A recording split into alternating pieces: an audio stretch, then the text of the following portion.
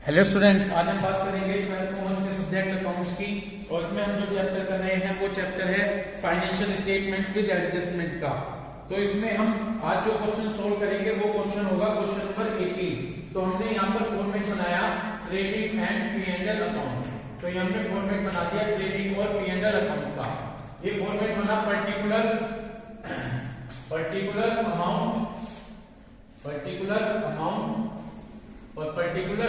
Amount, ये हमने अपना फॉर्मेट तैयार कर दिया। पर्टिकुलर अमाउंट, ठीक है जी। तो ये तो हमारा ट्रेडिंग और P&L का फॉर्मेट हो गया। इधर हमने अपना बैलेंस शीट का फॉर्मेट बना दिया, लायबिलिटीज अमाउंट, असेट्स अमाउंट। तो यहाँ हमने अपना बैलेंस शीट का फॉर्मेट बना दिया, liabilities amount, assets amount. Okay, इस तरह से फॉर्मेट बनाने के बाद चलिए अपना क्वेश्चन स्टार्ट करते हैं।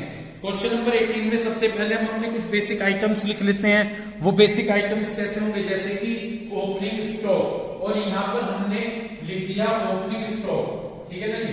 देखिए यहाँ पर दिया गया ओपनिंग स्टॉक 44,840। तो यहाँ पर मैंने लिखा टू ओपनिंग स्टॉक कितना दिया गया, 44,840 रुपीज। इतनी बात क्लियर हो गई।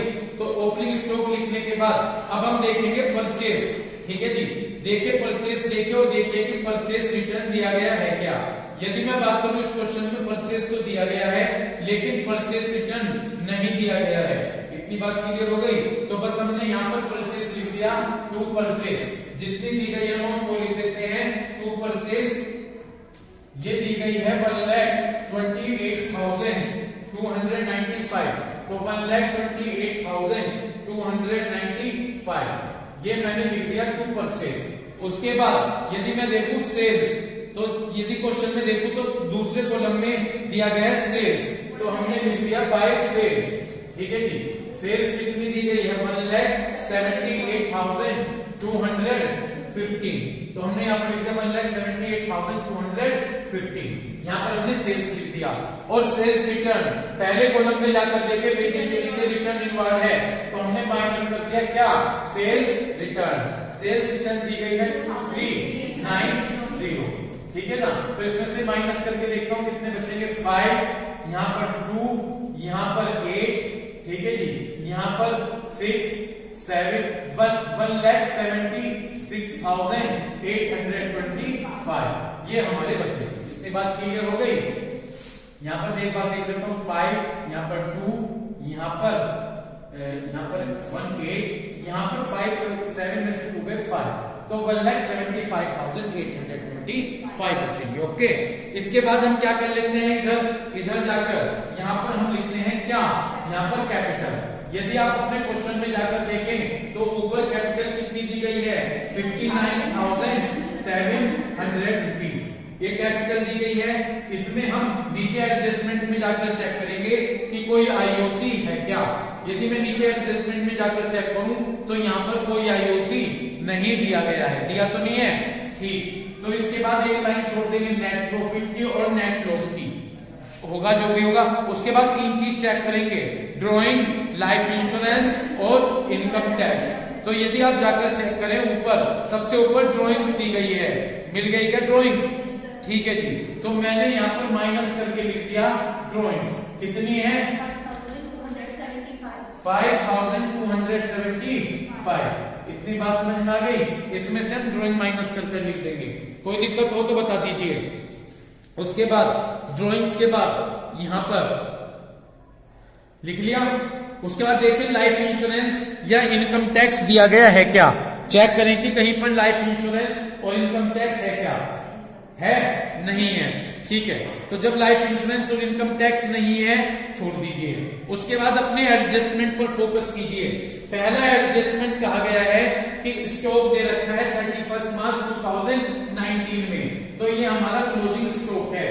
तो यहाँ पर एक तो वो ट्रेडिंग अकाउंट के यहाँ पर आएगा क्रेडिट साइड में, तो यहाँ पर लिख दिया मैंने बाय क्लोजिंग स्टॉक। कितना है वो क्लोजिंग स्टॉक जी, एक बार दोबारा बोले, 64,480। एक तो यहाँ पर लिख दिया और एक असेट्स में जाकर यहाँ पर लिख दिया क्लोजिंग स्टॉक 64,480। इतनी बात क्लियर हो गई। ठीक है जी। उसके बाद हमें दिया गया half the amount of x bill, जो एक्स का बिल है वो आधा ई रिकवरेबल है। जो एक्स का बिल है, ऊपर ट्रायल बैलेंस खोल लीजिए। ट्रायल बैलेंस में पहले कॉलम में चौथे पॉइंट पर फोकस करें।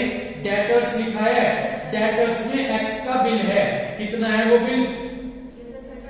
अरे हाँ, वो तो डेटर्स के अमाउंट ही है। डेटर्स बाहर लिखा है 30 और ब्रैकेट भी बना हुआ है, इसमें एक्स का बिल है कितना? ये डिसऑनर हो गया, डिसऑनर का मतलब कैंसिल हो गया। क्या हो गया? अब पढ़ो पीछे क्या कह रहे हैं।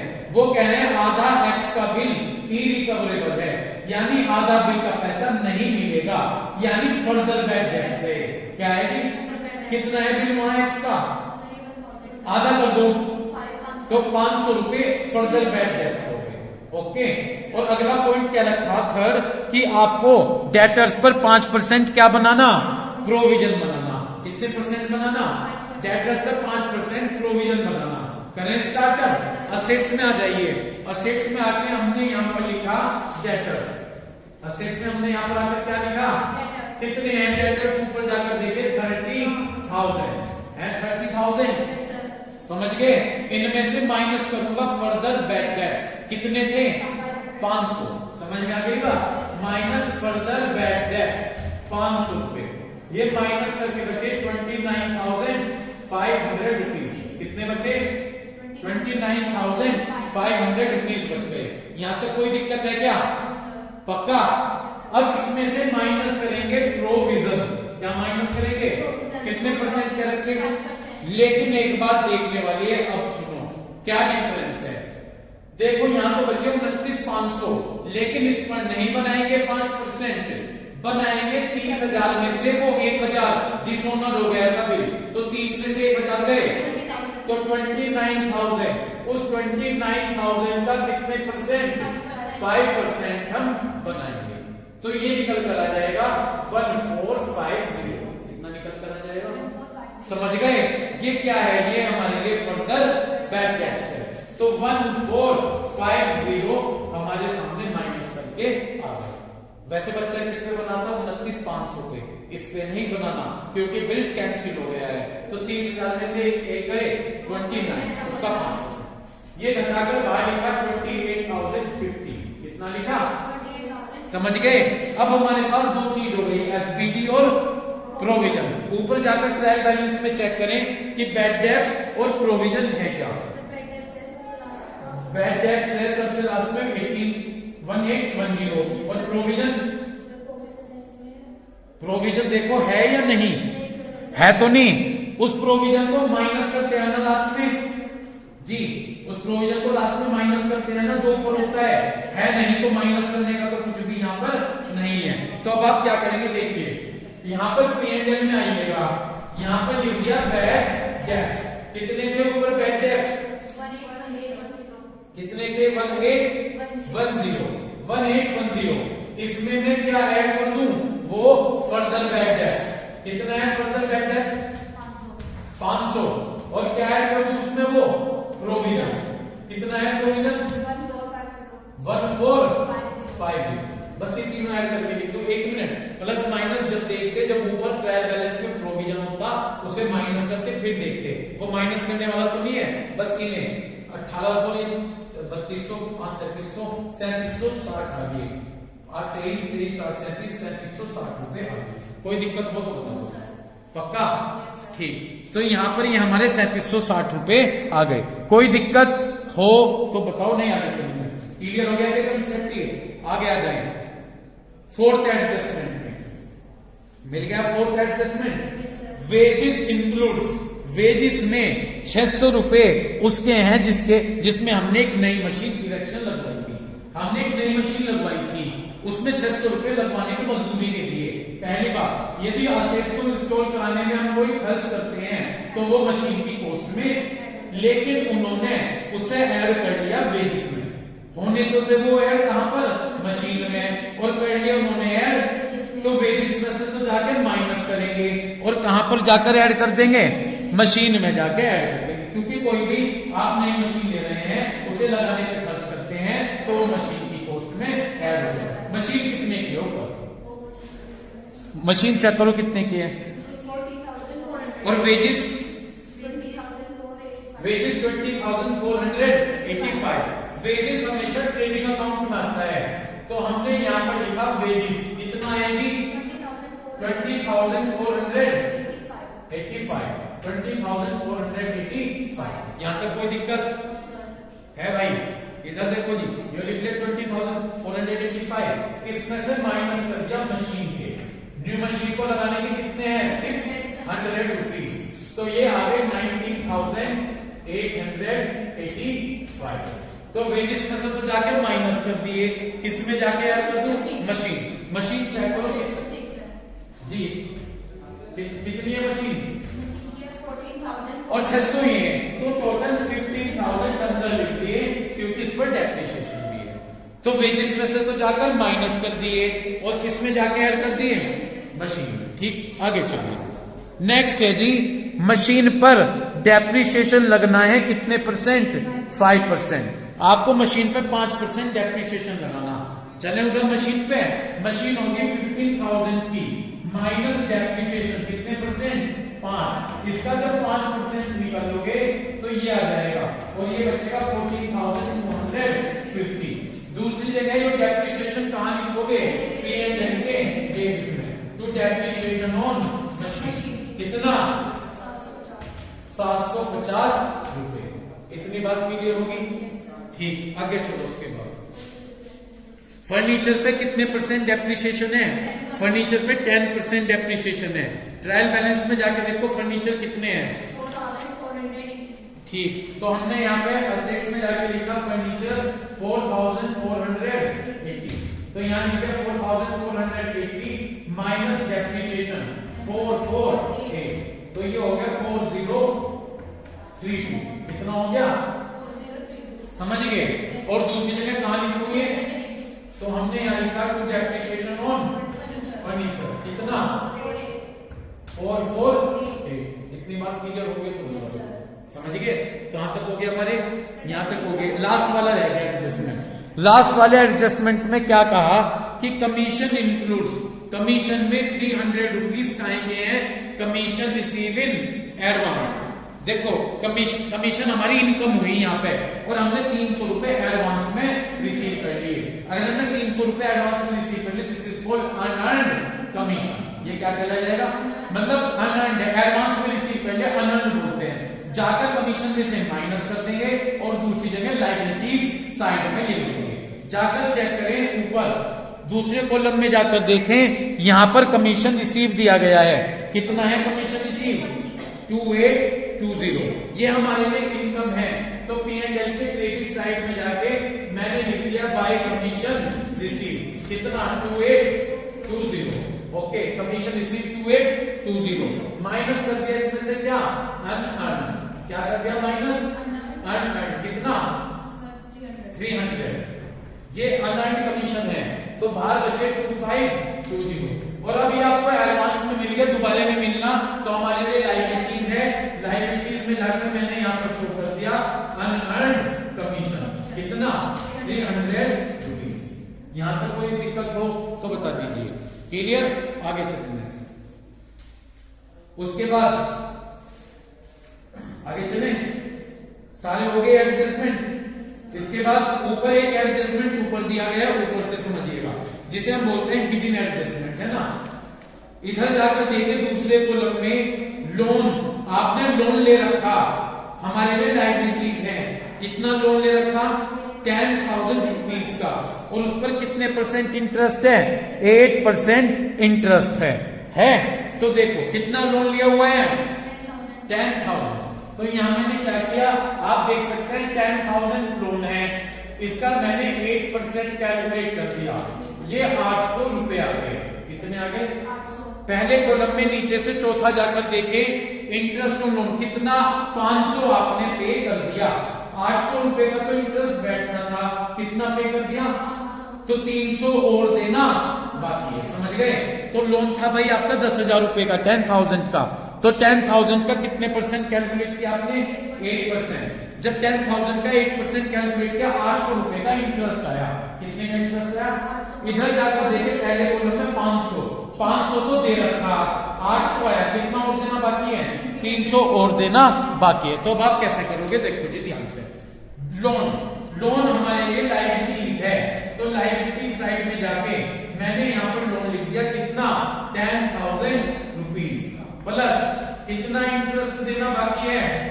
300 मैंने इसमें प्लस कर दिया, तो बाहर आ गए 10,300 रुपीज। कोई दिक्कत?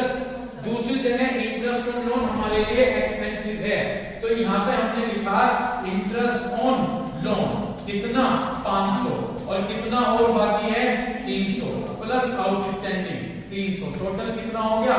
800 रुपीज हो गया। इस तरह से हमने इसे एडजस्ट किया। तो लोन हमारे लिए लायबिलिटीज है, जाके लायबिलिटी साइड में लोन लिखा 10,000 प्लस कर दिया, उसमें कितना इंटरेस्ट आउटस्टैंडिंग था? 300, तो बाहर जाके 10,300 लिख दिए। दूसरी जगह आपको ऊपर इंटरेस्ट ऑन लोन दे रखा 500 रुपए, तो 800 आया था, कितना और देना बाकी है? 300, तो दोनों प्लस करके आउटस्टैंडिंग 800। तो इस तरह से हमारे सारे एडजस्टमेंट तो क्लियर हुए। उसके बाद हम ऊपर से पढ़ते चलते हैं, जो भी हमारे एडजस्टमेंट बचते हैं वो लिखते चलते हैं। पहला क्या दे रखा है? ड्रॉइंग, जो कि हम लिख चुके हैं। उसके बाद हमें क्या दे रखा? बिल्स रिसीवेबल्स, ये हमारे लिए असेट्स है, तो असेट्स में जाकर मैंने यहाँ पे लिख दिया BR, कितना है? 475, कितना है भाई? 50। इसके बाद मशीन दे रखी, मशीन होगी। उसके बाद डेटर्स हो चुके, वेजेस हो चुकी, रिटर्न रिवार्ड, सेल्स रिटर्न हो गया। इसके बाद परचेज हो गया, रेंट नहीं हुआ शायद, तो रेंट हम कहां लिखेंगे? P&L के डेबिट में। तो यहां पर हमने लिखा टू रेंट, कितना? 2810, समझ गए भाई? इसके बाद क्या दे रखा? स्टॉक हो गया। सैलरी नहीं हुई, तो सैलरी कहां लिखेंगे? P&L के डेबिट में। टू सैलरीज कितनी? 5,500 रुपीज। उसके बाद ट्रेवलिंग एक्सपेंसेस P&L के debit side, to travelling expenses कितना? 945। उसके बाद क्या दे रखा? हो गया नहीं हुआ? हुआ नहीं। इंश्योरेंस कहां का है? P&L के डेबिट में। तो यहां पर मैंने लिख दिया टू इंश्योरेंस, कितना है भाई इंश्योरेंस? 200 रुपीज। ओके, समझ गए? उसके बाद क्या दे रखा? कैश हमारी कहां की है? असेट्स, तो असेट्स में जाकर मैंने कैश लिखा, कितना? 975। उसके बाद रिपेयर कहां का है? P&L के डेबिट में, टू रिपेयर 1685। उसके बाद इंटरेस्ट ऑन लोन हो गया। डिस्काउंट अलाउड, डिस्काउंट अलाउड का मतलब हमने डिस्काउंट दी, और अगर हम डिस्काउंट दे रहे तो ये हमारे लिए एक्सपेंसिव है। एक चीज, अगर यहाँ लिखा डिस्काउंट रिसीव उधर होती क्रेडिट साइड में, देखो यहाँ दोनों कॉलम अलग अलग दे रखे, डेबिट का और क्रेडिट का। अब यहाँ पे डिस्काउंट अलाउड है, तो ये हमारे लिए लॉस है, हमने दिया, तो ये कहा होगा P&L के डेबिट में। तो यहाँ मैंने लिखा डिस्काउंट अलाउड, कितनी है? 2435। नेक्स्ट, बैड डेट्स हो गए, फर्नीचर हो गया, कैपिटल होगी, लोन हो गया, कमीशन रिसीव, कमीशन रिसीव जो क्रेडिट साइड में दे रखी, तो ये हमारे लिए क्या है? इनकम। तो हमने यहाँ पे लिख दिया बाय कमीशन रिसीव, कितना है कमीशन रिसीव? 2820। इतनी बात समझ में आ गई? उसके बाद क्या दे रखा? क्रेडिटर्स, क्रेडिटर्स हमारे लिए क्या है? लायबिलिटी, तो लायबिलिटी साइड में जाके मैंने यहाँ पे लिख दिया क्रेडिटर्स, कितना भाई? 29815। ओके, समझ गए? उसके बाद क्या है? सेल, सेल्स हमने लिख दिया। तो इस तरह से हमारे सारे एडजस्टमेंट हो गए, ठीक है ना जी? इसके बाद वही जब हम टोटल करेंगे वो खुद से करेंगे। ट्रेडिंग अकाउंट से हमें क्या पता चलेगा कि कितना ग्रोस प्रॉफिट हुआ या ग्रोस लॉस हुआ। जब हमें क्रेडिट साइड का टोटल ज्यादा होगा तो हमें यहाँ क्या बचेगा, और डेबिट का हुआ तो ग्रोस लॉस। यहाँ पे देखो इस क्वेश्चन के आंसर में मैं चेक करूं, ग्रोस प्रॉफिट बच रहा, यानी क्रेडिट साइड का टोटल ज्यादा होगा और इधर का कम होगा, तो यहाँ ग्रोस प्रॉफिट बच जाएगा। तो ट्रेडिंग अकाउंट से तो हमें पता चल गया कि कितना ग्रोस प्रॉफिट हुआ। उसके बाद सुनो, इस ग्रोस प्रॉफिट को यहां पर लेकर आइएगा क्रेडिट साइड में, ठीक है। तो जब हम यहां से ग्रोस प्रॉफिट आगे लेकर आए, ग्रोस प्रॉफिट यहां पर लिया है, ये हमारा P&L है।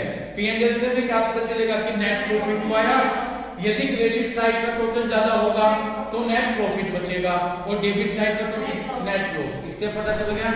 उसके बाद जो नेट प्रॉफिट या नेट लॉस बचेगा उसे बैलेंस शीट में यहाँ पर कैपिटल में आकर ऐड कर देना। नेट प्रॉफिट होगा तो ऐड कर दीजिएगा और नेट लॉस होगा तो माइनस। उसके बाद एक डॉट माइनस करके बाहर लिख दीजिएगा और दोनों तरफ का टोटल कर दीजिएगा। जब दोनों तरफ का टोटल आ जाएगा तो माना जाएगा कि हमारा क्वेश्चन बिल्कुल सही है। इतनी बात की करो। अगला क्वेश्चन समझो, वो अपने घर से करके लेके आइएगा 19, ठीक है। 19 क्वेश्चन बिल्कुल इसी की तरह से है। जैसे सुनो, यहां पर मैंने डेटर्स वाला कंसेप्ट समझाया था, वो बिल था, बिल का आधा कर दो तो एफपीडी हो गया, उसी कंसेप्ट पे बेस करता है। पढ़िए क्वेश्चन नंबर 19, ये आपको ट्रायल बैलेंस दे रखी है 31 मार्च 2017 में, दे दी ट्रायल बैलेंस। इसमें आपको डेटर्स दिए गए हैं। डेटर्स कितने हैं? 4,80,000 रुपीज के। इस 480 में दीवान का बिल है जो डिसऑनर्ड हो गया है 20,000 रुपीज का। समझ गए? कितने का बिल है दीवान का? और ये डिसऑनर्ड मींस ही कैंसिल है, ये पूरा बिल कैंसिल हो गया है। प्रोविजन फॉर डाउटफुल डेब्ट्स दे रखे हैं 24,000 रुपीज। बैड डेब्ट्स दे रखे हैं 10,000 रुपीज। कितने बैड डेब्ट्स? ठीक। एडजस्टमेंट पहला है कि जो दीवान का बिल है 3/4 वो इरिकवरेबल है, यानी ये फर्दर बैड डेब्ट्स कह रहे हैं। कितना है दीवान का बिल ऊपर? 20,000 का। इस 20,000 का 3/4 निकालो, 15,000 आ जाएंगे। तो 15,000 रुपए तो एफपीडी के हैं। 15,000 रुपए किसके हो गए? एफपीडी के। और आपको कह रहे हैं कि आपको 6% प्रोविजन डेटर्स पे क्रिएट करना है। तो देखो पहले क्या करोगे, वही बैलेंस शीट बनाओगे। बैलेंस शीट में जाके डेटर्स लिखोगे। कितने हैं डेटर्स? 80,000। ओके, इसमें से माइनस करोगे एफपीडी। कितना माइनस करोगे? वो 15 कैसे आए? इस 20,000 का 3/4 15,000 आती है। तो इस 480 में से 15 घटा के 465 बच गए 465। कोई दिक्कत? कितने परसेंट प्रोविजन बनाना? लेकिन अब 465 पे नहीं बनना, बल्कि 480 में से कितने माइनस करोगे? 480 में से 20,000 माइनस करोगे। तो जब 480 में से 20,000 माइनस करे तो 4,60,000 आगे। कितना आगे 460। कोई दिक्कत? अब 5% प्रोविजन 460 पर 460 को बनाओगे। अच्छा बच्चा क्या करती है?